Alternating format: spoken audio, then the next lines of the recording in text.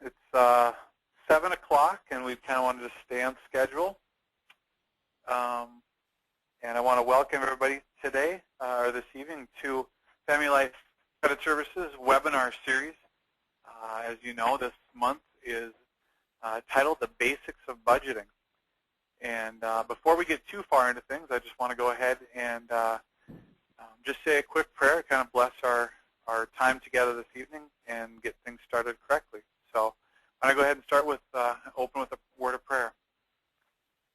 Heavenly Father, we thank you for this time that we can be together on all parts of the country, Lord. And God, we just ask that you be with us and join us as we find ways to be better stewards of our finances and find ways that we can give and just grow our families closer to you through just good stewardship.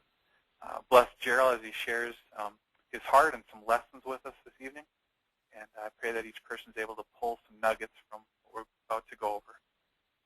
Give you this evening, Jesus, in your name. Amen. Well, as I mentioned, thank you for being a part of the webinar series, The Basics of Budgeting. Today's presenter is Gerald Croker. My name is Joe Larson, by the way. I'm the program director at Family Life. And Gerald is one of our credit counselors.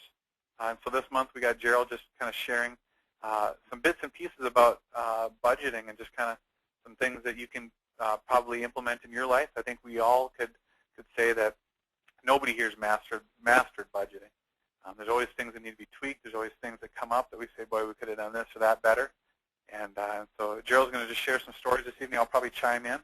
And certainly, if there's anybody that wants or has a question that they may want to jump in as well, feel free to shoot a little chat message over to me or a question that you could ask, and I'll try to get those addressed. And if we don't have enough time here, I can certainly be sure that somebody gets back to you as well. So, but anyway, with no further ado, I'd like to introduce Gerald. Gerald's been with Family Life for a number of years now. I don't know what the exact number is, but he is a blessing. We get a lot of reports, positive things from clients that he works with. So, Gerald, welcome. Hey, thanks so much, Joe. Welcome, everybody. I'm excited to be here and discuss monthly budgeting. It's one of the biggest things that I go over with my clients, and it's a privilege to be here with you guys this evening. So, first question, Gerald, before we get too far into it, have you mastered budgeting? I don't think so. I'd like to say yes, but I don't think I can say that. Budgeting is always ongoing. Things are changing, every single month. Yeah. So you always have to be updating your budget, and it's really important to continue to budget on a regular basis. I know. So let's get started here. The basics of budgeting. The first thing I've got on here for you guys is a simple monthly budget worksheet. Now, if you guys want to email me after I can get this budget out to you, otherwise it is on our website if you want to go to our website and pull one of these off. But a quick synopsis of what I'm going to go over this evening is, setting up a monthly budget is so important. It helps you visualize where your money is going each and every month. It keeps you on track, puts you in control of your spending, motivates you, helps you determine what can possibly be cut back in your budget, and what you might be able to just eliminate altogether. And budgeting is just so vital. So getting to this a little further, we will start out with the first thing, family meeting. Now this might sound kind of weird to some people, getting everybody involved. Small children obviously don't need to be involved, but teenagers, I really stress the importance of bringing your teenagers to the table. Husband and wife especially should sit down and go over a budget together, go over the bills together. All your finances should be done together. Instead of Gerald, just to interrupt you for a second. Yeah. We have 6-year-old triplets, and one interesting thing is we try to make sure that they understand the idea of money. And so I think we both agree that just to have that conversation in front of your children is okay to have about money. When they go to the restaurant, they see that grabber machine, and they want to go put in 50 cents and throw the money away. We obviously make it aware that obviously not the best decision, and we don't have the money for that. And so I think it's certainly a learning tool, to teach them and instill them as they're younger too. So Absolutely. Keeping the kids involved. Thanks, Joe. Next thing you guys want to do is determine your short-term goals and your long-term goals. What do you want to spend your money on? What's important to you and your family? This is a great question, to ask yourself before a purchase. What are some short-term goals? Is it paying off credit cards? What are some long-term goals? Is it buying a new vehicle or maybe even a home? And again, I stress the importance of doing it together. How short, when you're looking at determining long and short-term goals, what would you consider a short-term goal versus a long-term goal? Or is everybody's situation a little bit different? Well, everyone's situation is definitely different, but a short-term goal would be as simple as maybe saving up to buy a new pair of shoes, or like I said, eliminating a credit card. Long-term goals are obviously something that year or 2 years out. Car. Right, where you need to, okay. Exactly, where you need to save some money. A lot of times when I go over budgets with people, it's about eliminating bills altogether to have that money to put towards something else. Yeah, I think that's an important point, is because sometimes people think short-term means, 6 months, a year, when in some cases short-term could mean literally, 2 weeks, a week from now, just some short-term goals. Budgeting, there's something about accomplishing a goal and giving yourself a pat on the back. Long-term, some people for long-term, where they can't see past the pay period, and that's important that you establish what's a short and a long-term goal and try to work that out as a family. Absolutely. All right, moving on. So how do we make the budget? Well, the first thing you want to do is you want to gather your bills. All your monthly bills, annual bills, semi-annual bills.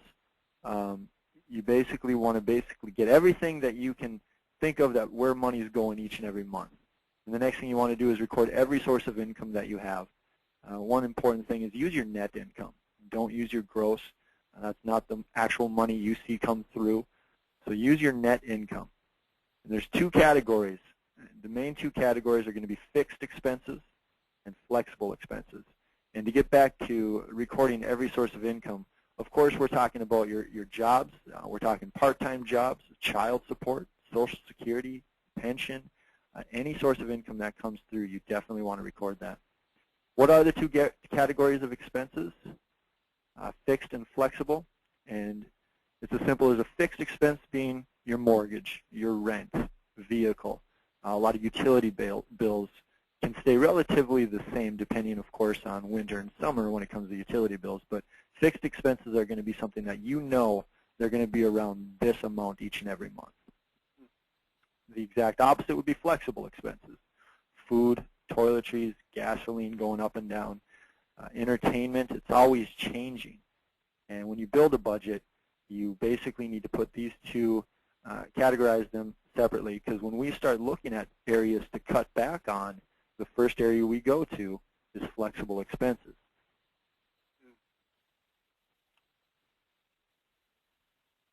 Next thing is payment schedules. And one of the things I like to tell a lot of my clients is determining your due dates.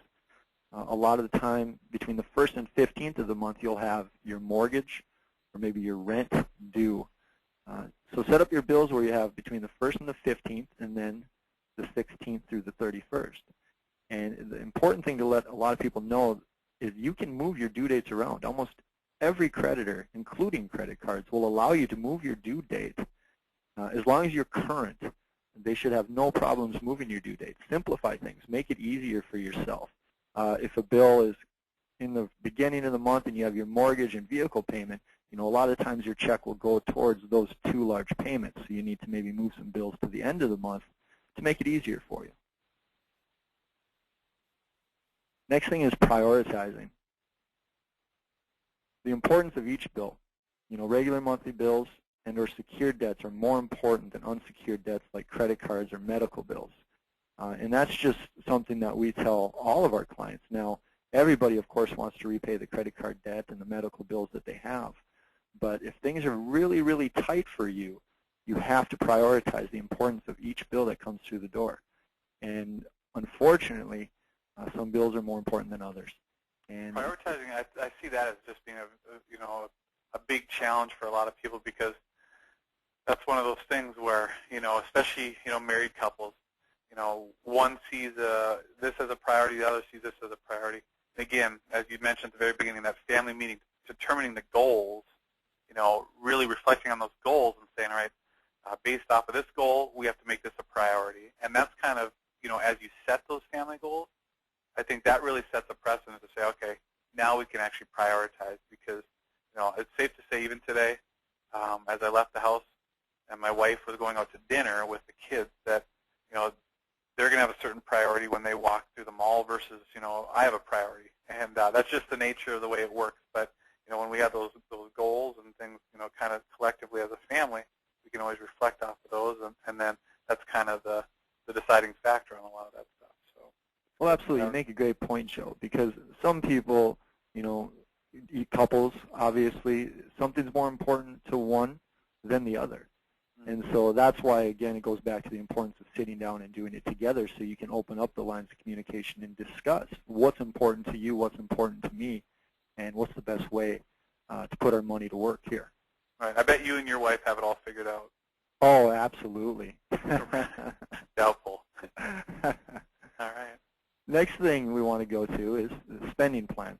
Now, it's important that you create a realistic spending plan. And what I mean by that is maybe putting together a worst-case scenario. So, for example, income. Don't include the unknowns. Bonuses, tax returns, stimulus checks, whatever it may be. Don't include that income into your monthly budget, because remember, it's a monthly budget. And when you look at bonuses, tax returns, and stimulus checks, these are all wonderful things. However, when you get those, I always recommend putting that directly into your savings account. And savings is so important, and we'll get into that here in a minute. But having money put into savings, you can always use that money for your monthly expenses, but don't add it into your monthly budget each and every month, okay? Expenses, round up to the nearest dollar. Everything should be rounded up. One of the things I do is with my checking account, for example.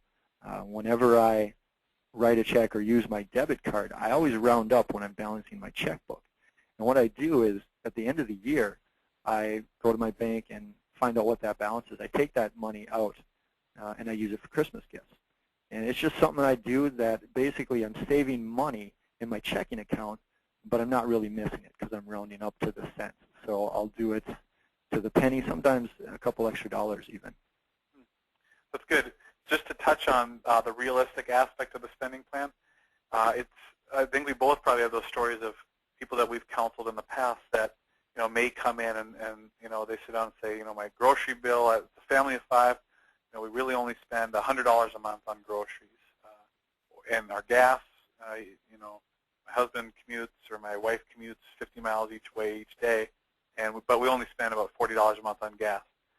And, that's obviously very wishful thinking, but I like the fact that you go worst case scenario, say, you know what, chances are we probably don't spend $100 a month when we really, at the end of the month are adding things up. It's probably more like, $400 or $500 or, $300. And so, coming up with that realistic, there's no point in coming up with this dream budget. We have to go realistic. It's certainly going to cut down on the unknowns and putting yourself in a position where you can't succeed. But the realistic, I think, is really good, and also throwing in that worst case scenario. So I like both of those. Debt versus income. Now, I'm sure everyone knows what debt versus income is, and that's the amount of debt compared to the income that you bring in. And basically, when we talk about debt versus income, Joe and I, work with people, obviously, in the lending business, talk with a lot of lenders these days, and as important as FICO scores are, you see commercials, and whether or not you're on the internet surfing, you see what is your FICO score all the time. A lot of lenders are telling us that, yes, FICO scores are important. However, what is the amount of debt that they have? How much debt do they have compared to the income that they bring in? It directly affects your FICO score. And so eliminating debt from your life is so important, and that's a big part of budgeting, is helping you eliminate some unwanted debt. So what is your working dollar amount? When you look at your monthly budget, are you coming out with a working dollar amount? You know, maybe you're coming out in the negative. And so you need to start asking yourselves, what can we cut back on or possibly eliminate altogether? Maybe extra income would be an option. You know, a lot of people that I talk with, you know, the idea of picking up a part-time job usually doesn't sit well with people, but I always have to let people know, listen, it doesn't have to be forever. You can get this part-time job, clear out some unwanted debt, and you don't have to work that part-time job the rest of your life. It's just a goal to set to get rid of some debt. Wants versus needs. And this is the golden question. Is that a want or a need? One of the stories I want to, you know, it can be. But one of the stories I wanted to share, when I first became a credit counselor here, I remember, Joe, you telling me, you know, it's great to ask yourself before any purchase if it's a want or a need. Well, I was in one of the big sporting goods store here in the Midwest, and I saw a North Face jacket that I just felt I needed. Yeah, had to have. Right, had to have. You know, $300 North Face jacket. The thing about it is, I went back and asked myself, and I do this often now. I ask myself, you know, is this a want or a need? And realized rather quickly that it's definitely a want. You know, I have 5 jackets at home. I don't necessarily need another jacket. I just really like this jacket. You may be surprised at how often you walk away from purchases just by asking yourself this question. Right. And I think, too, it's okay to say, you know, even if it's a want, as long as I've saved and I've calculated that and put the money aside, that's, you know, that's okay. You know, if we put that money aside. But if it's a spur of the moment and we ask ourselves, is that a want or a need, we realize it's really a want. That's where we kind of have to walk away a lot of times, I think. So. Absolutely. Doesn't mean you can't walk back someday. That's right. Just got to calculate it. That's right. Well, what's some benefits of budgeting? You know, there's a lot of benefits to budgeting. Probably the biggest one is you put yourself in control. You tell your money where to go. It puts you in charge of where your money is going. Helps you visualize, again, where your money is going. It's extremely beneficial. Live within your means. Helps you see the budget busters, living within your means. As you start tracking your expenses, you start to see the leaks. Provides additional motivation. You know, getting bills paid off or saving up for a vehicle or home. It can help motivate you to see, you know, okay, I have to live within these means to obtain this goal. Right. Financial independence versus high social status. I think this is the one that we deal with the most, wouldn't you say, Joe? I mean, most of society. Yeah, keeping up with the Joneses, right? That's right. It really is. It's what we all thing. strive for, is to drive the nice cars, you know, have the nice home. So I tell you what, though. Trying to determine whether it's better to be more financially secure or to have the nice car. So that's right. It's difficult for a lot of people. You know, it is. And, you know, there's some people out there that drive, you know, the nice vehicles, and that's great if they can afford them. But unfortunately, there's a lot of people out there that drive the nice vehicles that can't afford them. That's right. And the thing of it is they work their tails off each and every month to make that vehicle payment. Right. And I tell people, don't live that way. I believe a healthier style of living is financial independence. And that goes into the next one, which is healthy living. You know, the bondage of debt can weigh heavy on your shoulders. Yeah. And, you know, budget not only will help with your financial situation, but it's going to help you with your entire life, your healthier lifestyle for you and your family. That's right. I can just share a quick story about when my wife and I were first married, and I had done everything wrong financially, and I remember that stress of just saying, you know, I've got all these collection accounts, I got judgments, I got one thing after another on my account or on my credit. I can't even get a cell phone. I can't, you know, I got to put deposits down for everything I do. I remember just that stress that I had, that I felt like it was just hard on my, you know, body, just with that stress. And so the healthy living, I had no history of budgeting. I had nothing. But to, you know, to look at it now and say, you know what, there's absolutely benefits to budgeting within just living a healthy lifestyle. I mean, you can sleep better at night. You can go to work not stressed out. It doesn't affect your job. You know, if you have, you know, if you know where your money's going, where it's committed to. And so that healthy living, I can't put enough emphasis on that. So. Oh, that's great, and it's just so true. You know, and lastly, it's guidance, and it kind of goes with the healthy living. But you know, the benefits of budgeting, just to write things down and be able to visualize again. And I know I keep saying that, but just the importance of that can go so far. It really keeps you on track and guides you along, and it's just so important. It's good. Saving money. I'm sure you've all heard pay yourself first. Yeah. You know, easier said than done, wouldn't you say, Joe? I would say so. But when you pay yourself first, you set a goal. Again, it goes back to the beginning. You know, determining a savings amount. I don't care if it's $10 a month. It's still saving. You're still saving something. $20. Maybe you can move up. Maybe it's got to be low to start out with, but maybe you can start working to maybe $50 a month, even $100. I think when you pay yourself first, that builds that self-confidence. Even if it's $5 a month, the fact that you're actually putting that money away and you're not touching it, that in itself builds up that self-worth. You know, for one reason or another, I don't know why it is that we associate our self-worth with how much money we have in our bank account. But I tell you, creating that habit on a monthly basis of just you know, paying yourself first, that's a key ingredient to being successful. And as equally addicting as it can be to go shopping for some people, once you start saving and developing a pattern of saving, that can be equally addicting as well, because you really want to see your little savings account grow. And for most of us, the savings account is little, but you know, that's okay. Absolutely. And you know what? The number one benefit of saving money is this right here.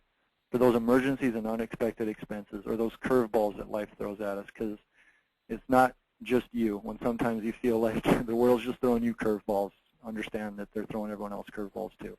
That's right. Savings versus credit. You look at these emergencies or unexpected expenses that pop up, and you have money in savings. It sure is better to use than credit or borrowing more money. Right. This is the number one reason I want people to start saving more money so they don't have to use more credit. Yeah. Budget busters. Impulse buying, and this usually occurs at the grocery store. We probably all have that impulse buying, you know, story at some point, I'm sure. Oh, absolutely. You know, and at the beginning I said get all the family together to sit down and do the budget. But I tell you what, when you go to the grocery store, it's good to leave the family at home. Right. Especially the little ones. Yeah. Impulse buying, like I said, you know, it definitely happens at the grocery store. One of the things my wife and I started doing a few years back is we started to create a menu each week. After church on Sunday, we'll go to the grocery store and we'll buy for that week. Our 9-year-old daughter, we sit down and we create a menu for all three of us to go through the week, and two nights out of the week we have leftovers. We do this on a weekly basis, and we save ourselves a lot of money because we don't impulse buy. Now, I'm not going to sit here and tell you that there's not some things that get in the grocery cart every single time. But you have a little craving here or there, right? Yeah, absolutely. It's still going to happen. But budget busters are figuring out, you know, where, again, I said it earlier, where are the leaks to your budget, because there's always going to be leaks. Credit cards and payday loans, they're the biggest budget busters of all. You know, one month you could have a decent interest rate, the next month you're at 30% for no reason. Payday loans can be very dangerous, and you want to definitely stay away from those if you can. Yeah. Final budget. Live within your budget. Once you have a budget created, it does no good if you don't live within it. That's right. And believe me when I tell you, it gets easier over time. It really does. Yeah. Once you start budgeting regularly, you begin to see, again, you know, how easy it can become. Update it often. You know, save bonuses and extra income like we were talking about earlier. And basically, you know, just get yourself on track. Create a budget, and you'll be surprised at how much money you can save, really, just by budgeting. It's your number one financial resource. You know, it's your personal roadmap to financial freedom. Regular monthly budgeting can surprise people, and a lot of people have kind of a negative view at budgeting, thinking, you know, I have to live within this box. But that's not the case. You know, it's about helping you live within your means and not falling further into debt. Yeah, and I think probably the biggest challenge that so many people struggle with is the fact that when money is so tight, budgeting is like going to the dentist. I went to the dentist this morning, and I just did not enjoy it at all. And oftentimes that is budgeting. It's it's like a weight loss plan, or a diet. You just feel like you're going to break it after day 2. But to really start to implement just some simple points and say, just to start and figure out your flexible and fixed expenses. Start opening those monthly bills, just to see where you're at.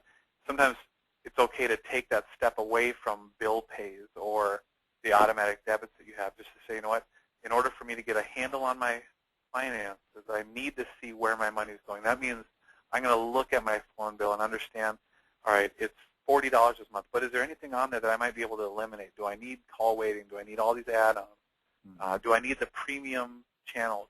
And so when you start looking at your bills, I think that's important. And I think creating a budget makes you do that, because you start to realize, boy, I may not have the funds that I need this month, so I got to find ways to kind of crunch some numbers. And ultimately, as you mentioned, that health benefit, the security of knowing that my bills are paid and I don't have tax collectors or, bill collectors calling me at work, and you just go down the list. There's so many benefits, but because we're so nearsighted, it's hard to see that long-term goal of, financial freedom in many cases.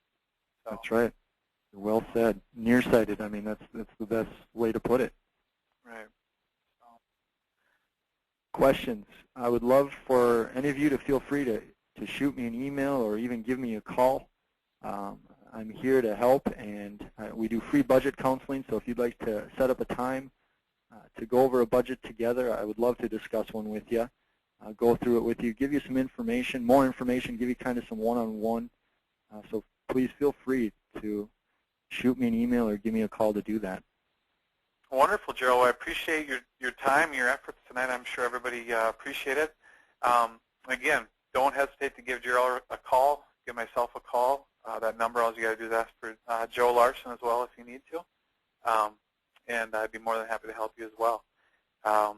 Next month's webinar, I believe it's going to be on coupon clipping is cool, I believe is the title. So that's going to be one you're certainly not going to want to miss. Give some insight on how you can find ways to save on your grocery bill. I think that's something everybody would like to cut down on.